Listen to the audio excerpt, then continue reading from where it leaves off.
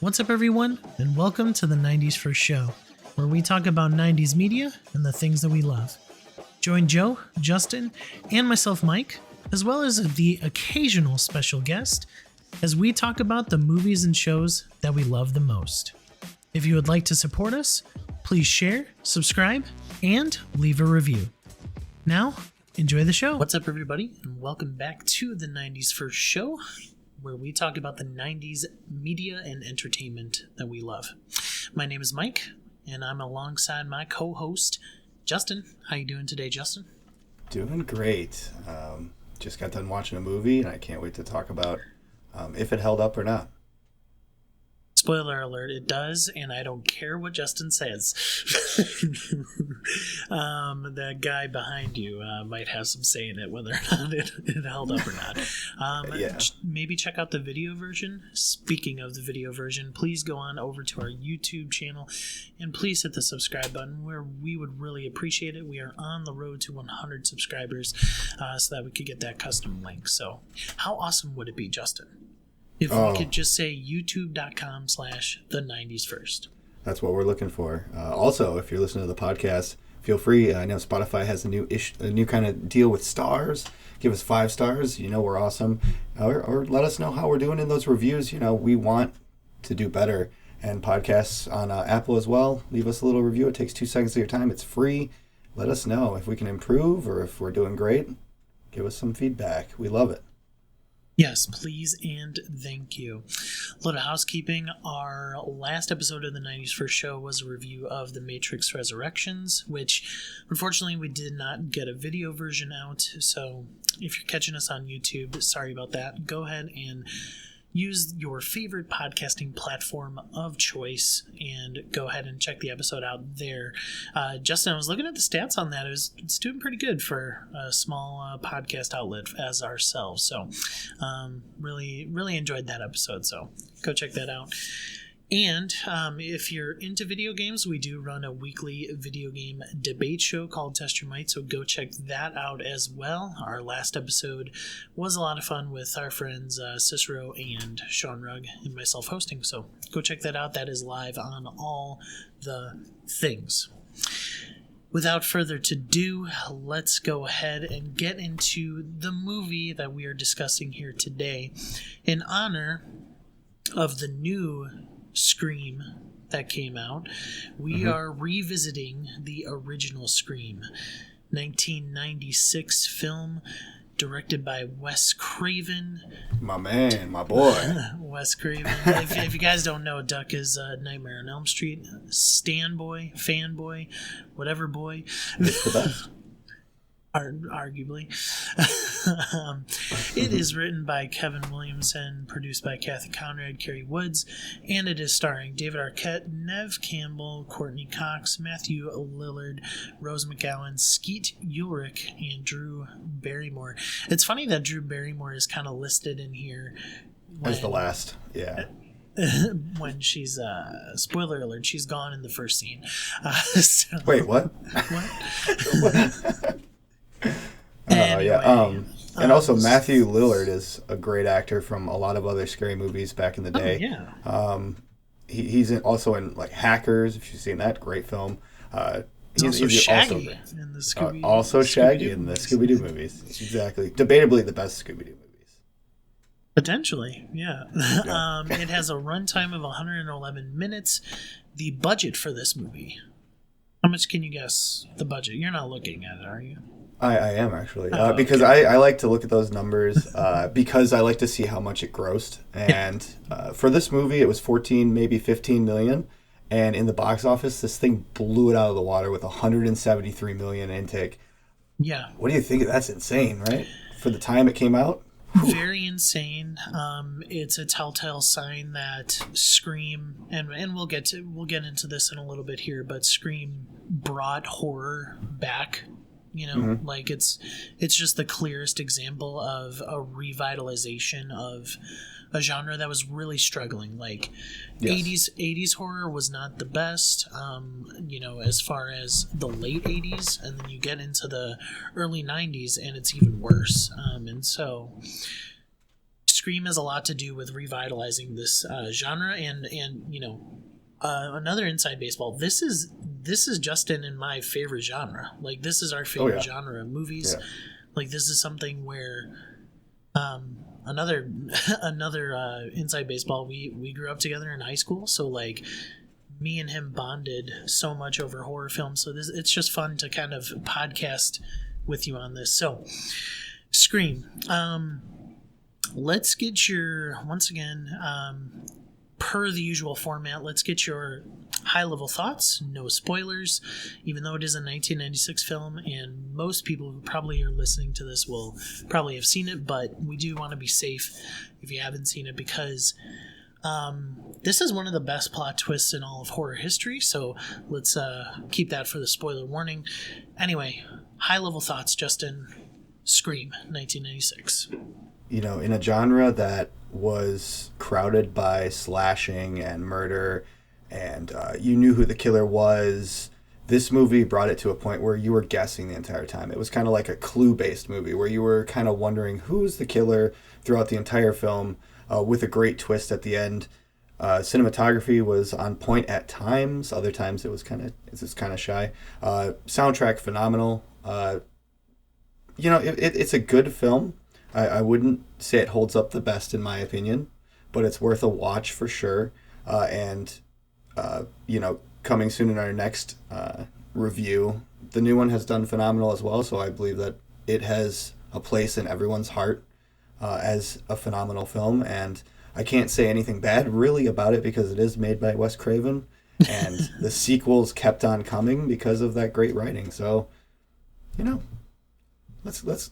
it's a good film. I'll give it that. A good film, huh? Yeah, I'd say good. I think Scream is a great film. I think it is,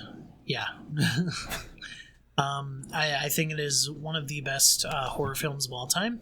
It is in my top 5 of the horror genre, easily, handily.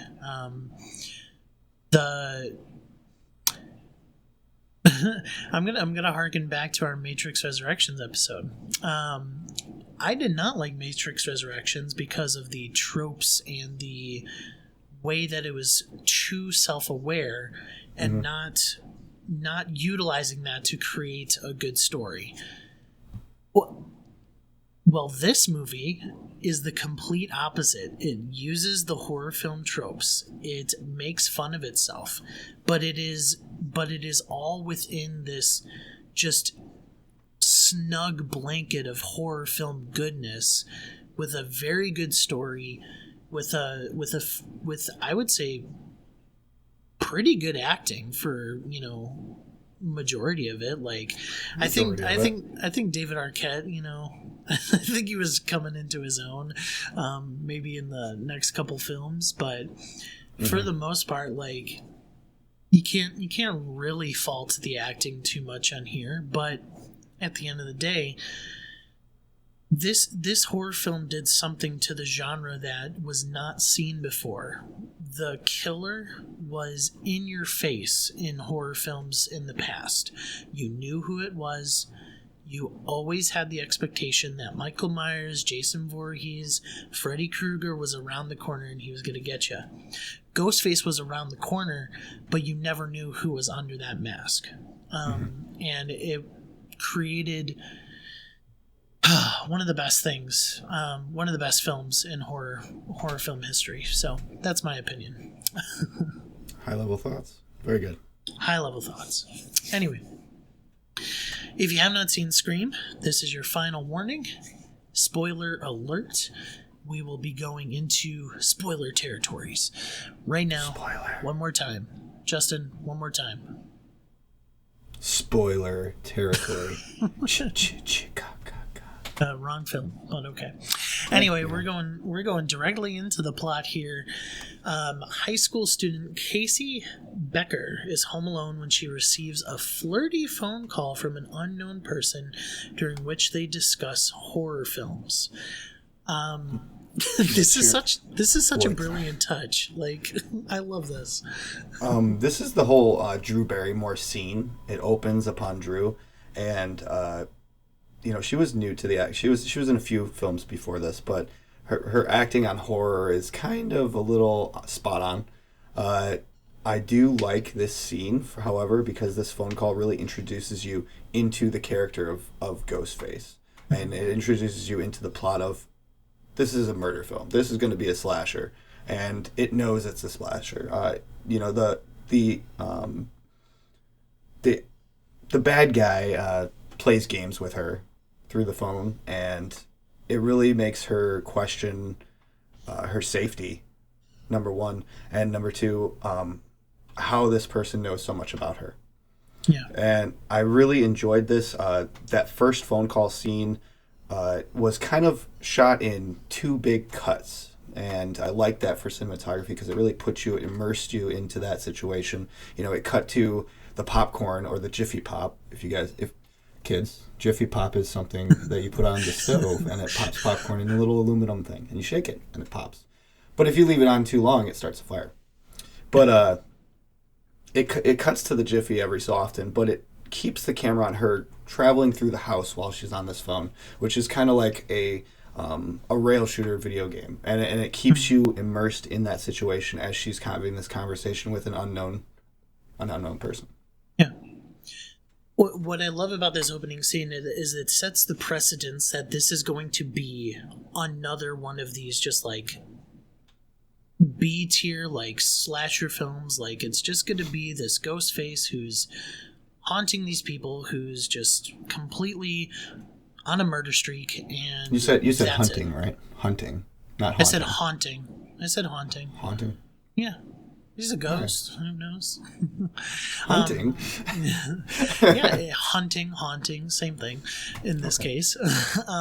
And so, like, it sets this precedence that it's just going to be just a run-of-the-mill slasher film.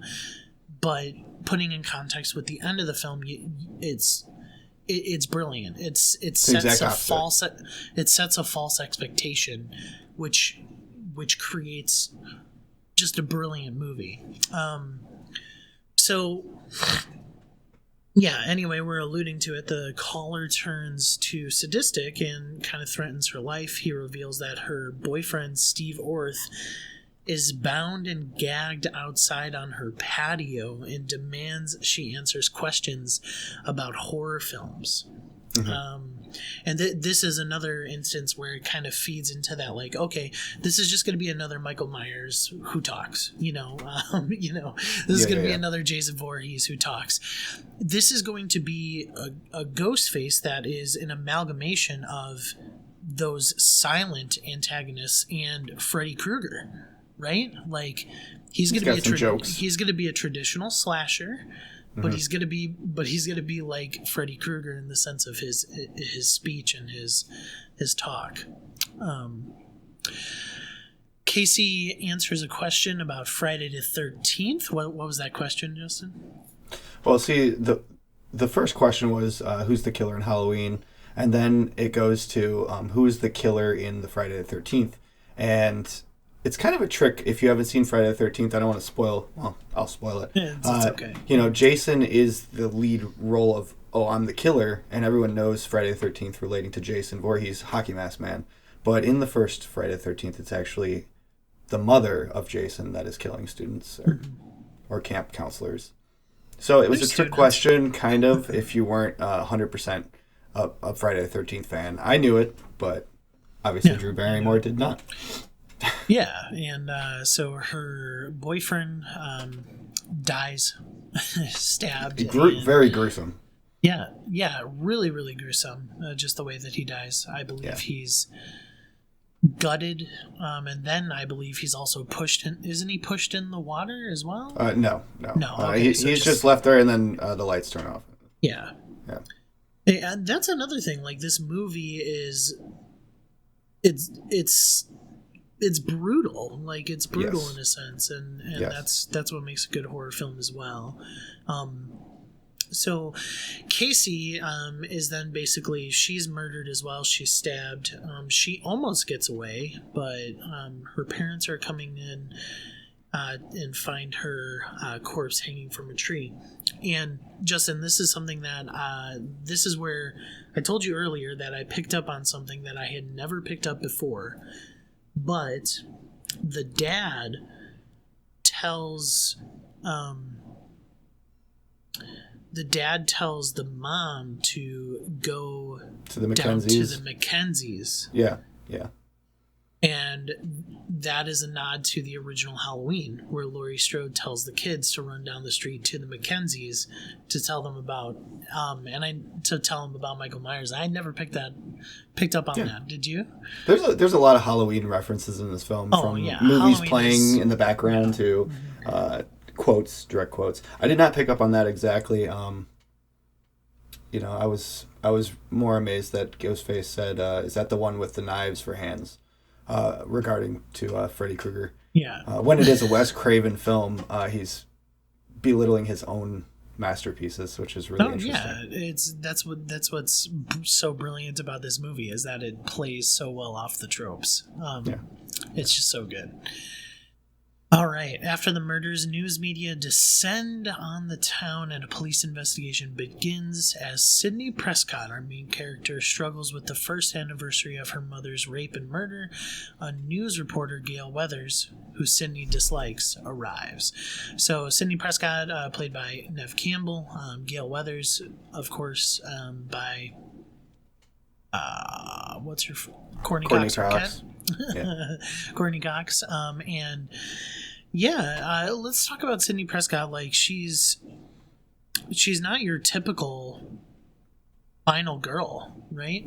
No, she is she's a strong individual. Ever since the first time she meets Ghostface, she puts up a fight. Mm-hmm. She's not one that's just going to be put down and left. She's not the Drew Barrymore of the film. She is a tough cookie for sure.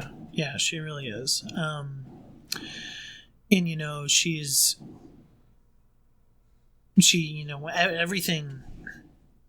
Everything comes into place when she kind of starts putting a little bit two and two together, where, like, her mother's instance, this was around the first year anniversary, and all of these things are happening again. There's got to be some type of coincidence. She doesn't really think about the coincidence until later on in the film, but again, this is what sets up the story. But Gail was responsible for spreading rumors and conspiracy theories about Maureen's death, Sidney Prescott's mom, insinuating that the imprisoned Cotton Weary, who has been tried and convicted of Maureen's rape and murder, was now responsible for assault and killing. So Gail Weathers wrote a book.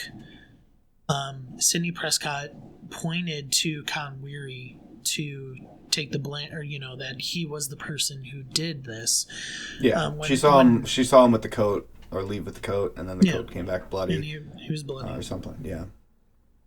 And do you recall this? But Cotton Weary is actually in Scream 2. No, I don't recall. Scream really? 2. He's a character in the film in Scream 2, and of course Sidney Prescott comes back as well, and so she she thinks that Cotton is doing all these killings again, because like stuff like that. So that's kind of a precedence in that's kind of a foreshadow to what would happen in Scream 2 as well. Played by I forget his name, but he played Sabretooth in Wolverine Origins. No idea. Oh, okay. I know what he looks like. Yeah. You could picture him. You could picture his face, but we don't know who he is. Anyway, do you have anything that we're kind of skipping over?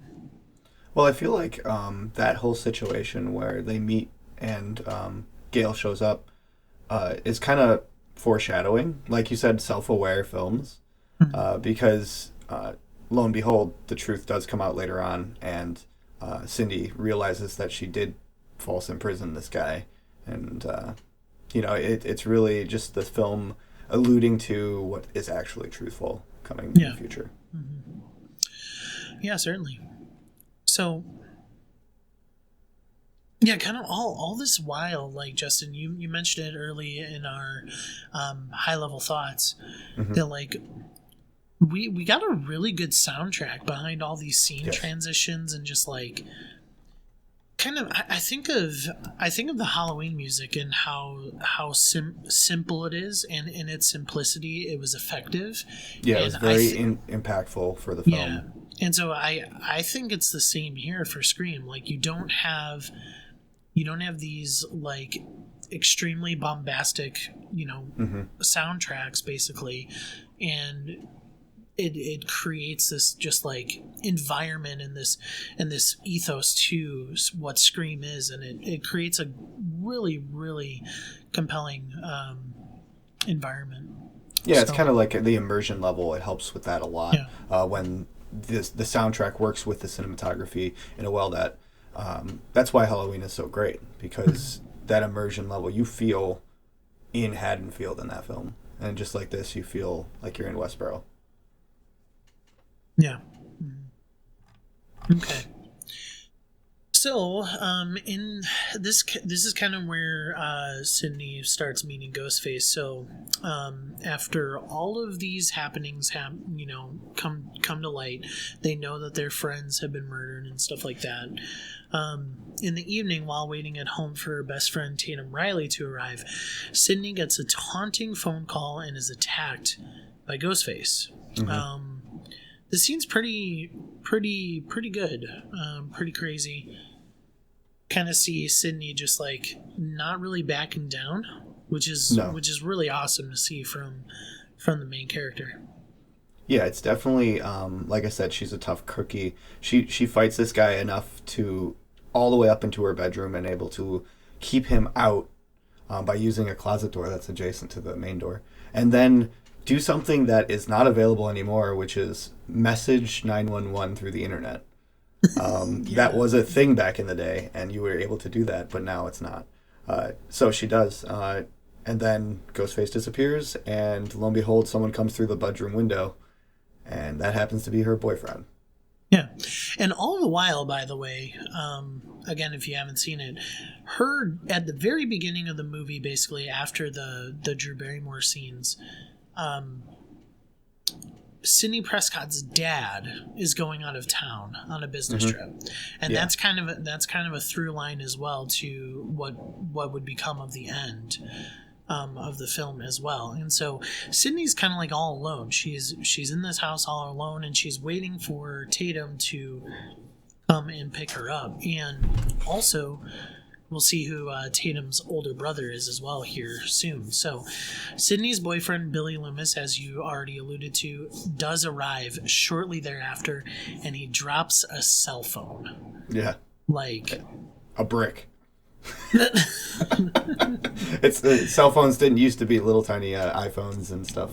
They used to be, flip phones, or in this case, a giant gray block with an antenna. That's true. That is true. And yeah, like you kind of see the shadiness to it all, but at the same time, it's like when you understand what the end of the film is, like you realize how well they played us. Yeah. Like throughout the whole film, even with this scene alone. Even with this situation, not only that, but then he gets arrested, and you meet the police officer, the deputy, Dewey, standing outside the door with the famous pose of holding the ghost face up against the door when Cindy opens it, and they both jump and get scared. But Billy is arrested, and then Sydney stays with her best friend, and she receives another phone call while Billy is arrested. And I feel like that makes the viewer question everything right there, because you're like, okay, Billy's in prison or in jail. How is he calling? So he must be innocent. Yeah. Right there. Mm-hmm. So that's number one of you trying to figure this out and being proved wrong. Mm-hmm. Go ahead. Yeah, and like that's, man, this movie's so good. Like it's just, it plays with your like expectations so well, and That's why I love watching this movie, and it's good every time. Like, even though I know the ending, like it's so good every time to me. And so, not to mention that night as well, Gail Weathers kind of like gets in Sidney Prescott's face at the, and Sidney's just like, she's done with it. She's just done with it. She socks her in the face. Yeah, right hook straight to the face. It's just terrible. Terrible how bad her face looks after that. And then, Billy's released because of the suspicions dropped because they wanted to trace the phone calls. Who's making these phone calls? How are they getting to Cindy? And lo and behold, Neil Prescott, Cindy's father, is the known target because that's where the phone calls are coming from. Yeah. And I'm going to be sad about this wiki right here because they do kind of skip over the murder of the principal pretty quickly because one of my favorite cinematic parts is in that killing of the principal. The principal kind of shuts down the school and cancels the classes because of everything going on. School's suspended and Ghostface goes after the principal. And Ghostface, kills the principal, but then there's this shot of a camera that Wes Craven did where it is close up on the principal's face in his last moments, and there's a reflection of Ghostface in his eyeball. Yeah, that was so good. Was so good. Great cinematography, brilliant. Great directing. Kind of sad they didn't Henry mention Winkler, that. by the way, is the principal. Yeah.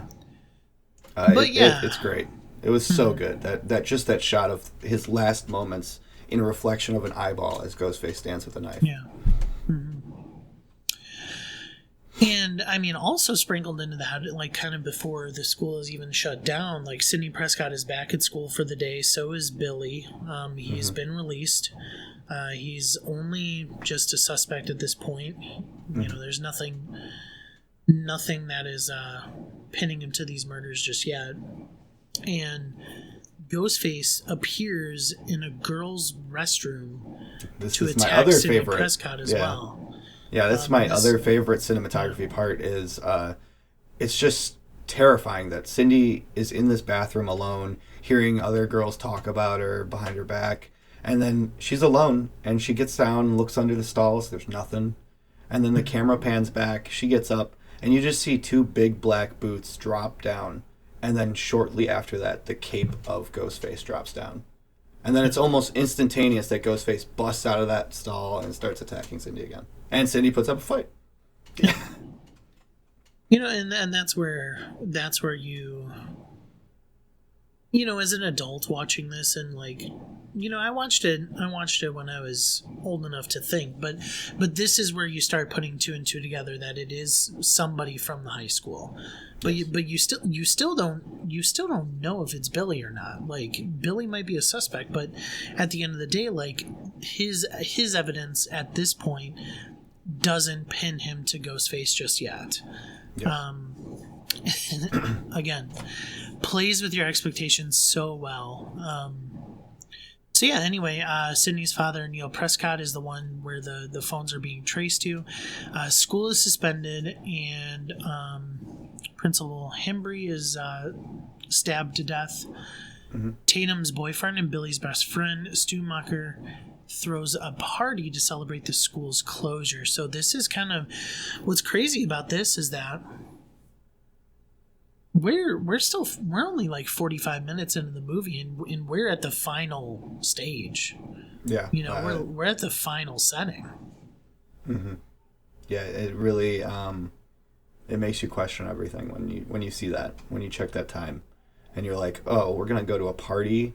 We've had all these killings already, and it feels like it's gonna be the climax of the film and the final act, and there's still so much more to go. Yeah. It's insane. Yeah. So these are some of my favorite scenes, dude, like just some of my favorite scenes because of like you have what's his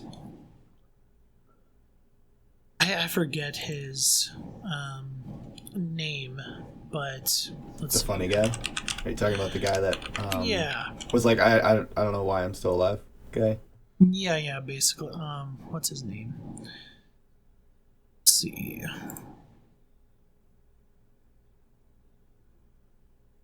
Is it Skeet? Ulrich?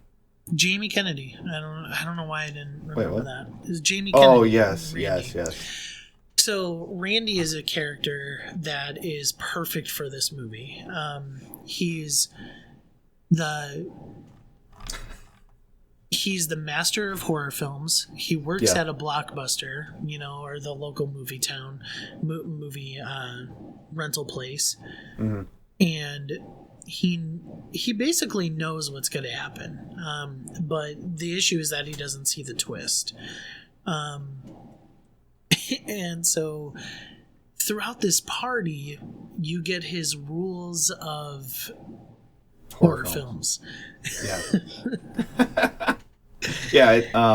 It's obvious stuff that, people used to say Jason only hunted these type of people. Michael Myers only killed these type of people. And it's really about your choices in horror films. And that's what he believes, that you shouldn't do drugs, you shouldn't do anything with your female counterparts. And I feel like Okay, yeah. Characters in this film are kind of playing on that, and it's making fun of horror films. It really is, but it also in a sense is telling the plot of this film and how it's going to go. You see a character do that and they're like, "Oh, you're going to die." Yeah, which is great. Let's just call it what it is. He says, the virgin always survives. You can't say I'll be back because you're gonna die. Yeah. And so just like him playing into the whole horror stuff as well it's just really cool and clever. Again, Wes Craven is playing with your expectations. He's setting the precedence that there's gonna be a film here that goes a certain way, and that's the way that it's gonna go, and then it flips it on the head. So yeah, let's see here. Tatum's older brother, Deputy Sheriff Dewey Riley, also looks out for the murder at the party. The killer then murders Tatum. Justin, can you go through this kill, because this is one of the best kills in horror history. While I rewatched this, I couldn't help but throw similarities between this and the original Scary Movie, because the jokes coincide so well together. But she goes out to get beers for the party, beers, and the door magically closes on screen and locks behind her. She's just getting beers out of the fridge. She goes up to open the door. It doesn't open, so she's like, I'm gonna go out the garage door. So she clicks the garage door. It starts opening. She starts walking towards it, and it closes about knee height. She turns around to see Ghostface just standing there with the button clicker, just staring at her. And then she decides to think it's one of her friends, then realize, okay, maybe it's not, but I'm just going to play along. And she's going to play the helpless woman in the horror film genre and beg for her life and fight with Ghostface. And lo and behold, he trips, he falls, and she's able to run towards the garage door. And there happens to be a cat exit flap on the garage door. And she decides, I'm going to try to fit through this. And Ghostface just raises it, and it's kind of a very comical ending to her life. A little bit. As this motor for the garage door just starts sparking, and Ghostface creepily just walks out of the room as if he doesn't know what he just did. Yeah. Mm-hmm. And, I kind of hear you. There are some scenes where it's a little hard not to think about Scary Movie. Yeah. I even think about literally the first scene in the movie, just like this big old popcorn bag that is just like roaming around the kitchen. I constantly looked. I just kept looking at the end table near the front door and thinking there was going to be a banana and a gun there, and she was going to grab the banana. Scary Movie took a lot from this first Scream because Scream did so well, and there were little things that you could make funny in it. Scary Movie satire film for kids. For kids? For kids that haven't seen it. Okay. But not for kids. Not for kids. But this movie did a good job with making creative endings to characters, and this was one of them. It was kind of funny to watch, but at the same time, it was a death. So yeah. Mm-hmm. So here we kind of get the final setting of the scene, because a lot of the students hear of Hembry's death, the principal, and so they leave the party. And so who's left is Sydney, Billy, Randy, Stu, and Gail's cameraman Kenny at the house. Now, what's really crazy about this is that again, it's playing with the expectation. So Sidney Prescott throughout this whole film has been abstinent. She hasn't had sex with Billy. She hasn't gone to that place with him. It's because she hasn't really trusted him this whole film. Yeah. And then all of a sudden she's just okay with it. That's one thing that's kind of really no offense, but he's still not that great of a guy. What are you doing? That's just me personally. But anyway, she does give that, and so she sort of breaks these rules that the tropes and the expectations have already been set for, is that she is no longer a virgin and she's going to die. Yeah. That's what it says. And so after having sex, Sydney and Billy are confronted by the killer. The killer comes up, and even in that moment, even in that scene, you have her questioning him about how he made that call. Who did he make that call to in prison? Stuff like that. So throughout everything, when you think you see the writing on the wall, expectations are just flipped. Yep. That's what makes this, again, I'll say it and I'll say it again, that's what makes this film so brilliant. Especially in the horror film genre. Especially in that genre. Okay. So yeah, the killer, what does the killer do? He kills him. Kills Billy? Yeah. He done kills. Kenny. He slashes Kenny's throat. No. We're still at the scene where Ghostface comes behind Billy.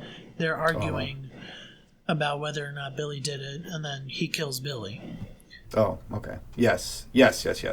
Stabs Billy in the stomach multiple times. Billy falls over, and then you start to believe again that Billy was not the killer in the first place. And we'll get to that in the near future. But this movie does a great job of making you question everything you're watching, for sure. Exactly. So Skidney she skidded her knee. Skidney Sydney escapes from the house and seeks help from Kenny, but the killer slashes his throat. That was a wild kill. Just oh my goodness. For future reference, how did he end up on top of the van? Yeah, I guess. Who knows? I mean, you gotta write those things in a horror film sometimes. Where's this guy going to show? Yeah, I mean, it's just this thing where there's always got to be a surprise dead body. Yeah. Right. Burn. So yeah, that kill on his throat was disgusting. It was gruesome. Yeah. So Gail tries to escape in her van, but crashes. Meanwhile, Dewey is stabbed in the back while investigating the house. Sidney takes his gun for protection. And here's where it all hits the fan. So, not that it already hasn't been hitting the fan, but here's where it goes down. So Randy and Stu show up and accuse each other of being the killer. So Stu, he's a little. Is he wounded at this point? I don't think he's wounded. No, he's faking. Not. Okay. He was limping. Yeah, like holding his leg, but nothing happened to Stu at this point. I think Randy's a little injured at this point. But like they're coming up to Sidney. Sidney doesn't know who the killer is, and she's holding a gun. Like she's pointing it at both of these people. Like, I don't know who you are. I don't know who I could trust at this point. Yeah, she literally, screw you guys, I'm locking the door and keeping you outside. Mm-hmm. So, and now for the twist. As soon as she locks that door and she's inside and both Stu and Kenny are outside, or not Kenny, Billy and Stu are outside. Kenny? Her boyfriend comes hobbling down the stairs, actually comedically falls down the stairs, and gets the gun from her and says, "I'll protect you when we open this door." And then what? And then Billy basically outs himself as the killer. So Sidney gives Billy the gun and he shoots Randy. Billy then reveals himself to be the killer, and Stu then shows up talking into a voice changer, revealing himself to be the second killer. Yeah. And here's, like, if you're watching this for the first time, like, you did not see it coming. I'm sorry. No. If you thought you saw it coming, you did not see it coming. You didn't. I refuse to believe that you did. Like, it's brilliant. It's very good. How brilliant is this choice, Justin? That the entire movie you're looking for a sole killer, because that's what these movies were back then. There was one killer. Mm-hmm. And to throw it in your face that there's two. And this whole time they've been playing off each other. And you can actually tell who's doing the killing without even seeing their face, based on how the killings go down and how grotesque they are or not. And it's really interesting. It's really just it really messes your mind up. It's the best way I can put it. It's the best, man. Like, to bring in a second killer, and once you think about the second killer, you automatically just like start filling in the blanks. And it's like connecting the dots backwards. Oh man, it's just so good. It's just like, oh my goodness, there's a second killer. You know that, like, okay, while Billy was in the police. Wow, why can't I talk? Skinny was on the phone while Wild Billy was in the police.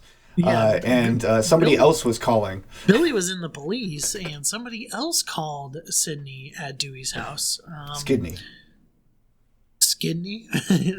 Skidney. This is going off the rails. I know. So yeah, they come up with this great plan because they've taken notes watching horror films, and they're going to reveal that her father is in the closet and pull him out, and they're going to claim that he went crazy, shot his daughter, and killed both, or tried to kill both of them and left them for dead. So they come up with this plan of stabbing each other with a knife. Back and forth, which is also very comedic, because you see them get hurt and go down with each impale. I think we're missing something huge though, and this is where her dad comes into play. So they wanted to blame all these killings on her dad. Have that as an alibi. Mm-hmm. But also, these, and you didn't see this coming either. You didn't see the motive coming either. That was that these two, that Billy and Stu were the killers of Sydney's mom. Yeah, so Billy really goes deep here, and it's kind of like a heart-to-heart with Skidney. And he says that her mom Skidney was kind of... Prestos. that her mom really did a lot of non-favorable things with her body. And one of those things was get with Billy's dad. And then that caused the disassociation with his family and his mom to leave. And that's what caused all of this, and that's what he claims the motive is for this, which is really like a straight in the gut for Skidney. Yeah. Like, she just wants to get out of there, but her knee is skid, and she just can't. Like, she's just limping everywhere. And all right, we're done with this. I am officially done. Anyway, so like, yeah, you get this plot thrown in there that you weren't expecting as well.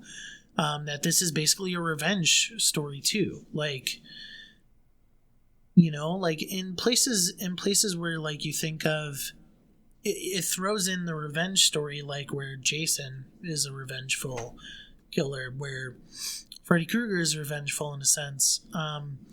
Michael Myers isn't, and then that's where you get Michael Myers throughout the rest of the film, you know, that type of thing. So, it's just a crazy thing. So yeah, they end up stabbing themselves, each other. Yeah, they were stabbing each other to kind of start pinning this on Sydney's dad. Yeah. So, yeah, and they easily framed Cotton as well, you know, to get off their backs. And then a year anniversary, they're doing all this. But Gail actually intervenes. And the intervention allows Sydney to escape and turn the tables on the killers, taunting them with a phone call and donning the killer's costume and voice. Yeah. Which was really, really cool. Like the haunted becomes the haunted. The hunted becomes the haunted? Yeah, the haunted becomes the haunter. That's a Pokemon reference. No, it's not. That's just ghastly. You got to stop that. Don't you Gengar here. That didn't work. Oh my goodness. Yeah, what are we doing here? I don't know. Pokemon. Gotta catch him. Anyway, so yeah, kind of everything ends in typical fashion, like, you know. I want to talk about Stu's death here. What Skidney does to him, because he wanted to be famous. He wanted to be the survivor. He wanted to, you know, have his name on the books and in the papers. And she drops a television on his head, which is a nod to one of the Nightmare on Elm Streets as well, where one of the female women wanted to be famous. But it's kind of like giving him his entrance into the TV world. Yeah. And kills him. Yeah. Yeah, that's just hilarious. And then basically, again, Billy awakens and attacks Sydney, but Gail shoots him. Randy is revealed to be wounded but alive and remarks that the killer always resurfaces for one last scare. And Billy does start to rise. Sydney shoots Billy right in the head. She does not give 2 cents about this. She's going to end it. Yeah, and Dewey's badly injured, taken away by ambulance, and Gail makes an impromptu news report about the night's events. And that's the original Scream. Yeah. So yeah, like, just brilliant movie. I'm gonna start us off like 5 out of 5. Like 5 voice changers out of 5. So anyway, if you're not familiar with our rating systems, we do take something from the movie or whatever we watched, and we rank it out of 5. So I got 5 voice changers out of 5. I'm gonna go with 4 Skidney screams out of 5. Skidney. Yeah, out of the horror genre, it was a phenomenal film, and I definitely recommend it for anyone who hasn't watched it. It is one of those films that you're going to want to watch twice, because you pick up on those things the second watching. And you see, oh, that's what I was thinking originally, but this is what's actually happening. You can see the change in your view the second viewing. Yeah, and we are excited over here to bring you more Scream content when we get access to the new movie. We've already pre-ordered it, so we are planning to watch it when we get access to it. We just didn't have time to get to the theater, family life and everything, so we're definitely going to do that.